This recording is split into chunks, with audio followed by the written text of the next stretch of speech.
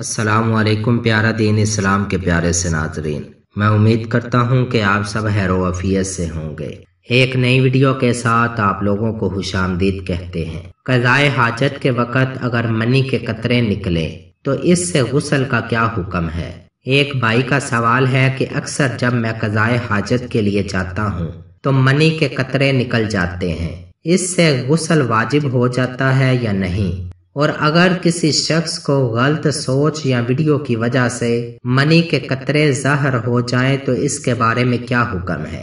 Video کی تفصیل میں جانے سے پہلے آپ لوگوں سے گزارش ہے، اگر آپ کو ہماری ویڈیوز پسند آئے تو چینل کو سبسکرائب، ویڈیو کو لائک اور شیئر ضرور کریں اور ساتھ لگے بیل کے بٹن کو لازمی پریس کریں۔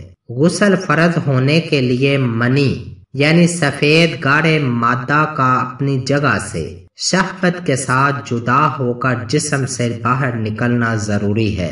اس طرح اگر منی نکلتی ہے تو غسل فرض ہو جاتا ہے، اور پیشاب سے پہلے یا بعد میں جو گاڑے قطرے عام طور پر نکلتے ہیں وہ منی کی بجائے ودی کے قطرے ہوتے ہیں۔ پس اس صورت میں پیشاب کے وقت اگر منی کے یعنی سفید گاڑے قطرے نکلتے ہیں تو چونکہ وہ شہوت کے بغیر نکلے ہیں اس لیے غسل فرض نہیں ہوگا، اور شہوت یا بری سوچ کی وجہ سے جو پانی کے رنگ کا لیس دار مادہ کودے بغیر نکلتا ہے وہ مضی ہوتا ہے، اس سے بھی غسل فرض نہیں ہوتا، البتہ وضو ٹوٹ جاتا ہے۔ جسم یا کپڑے پر جہاں یہ لگ جائے نماز کے لیے اسے پاک کرنا ضروری ہوگا۔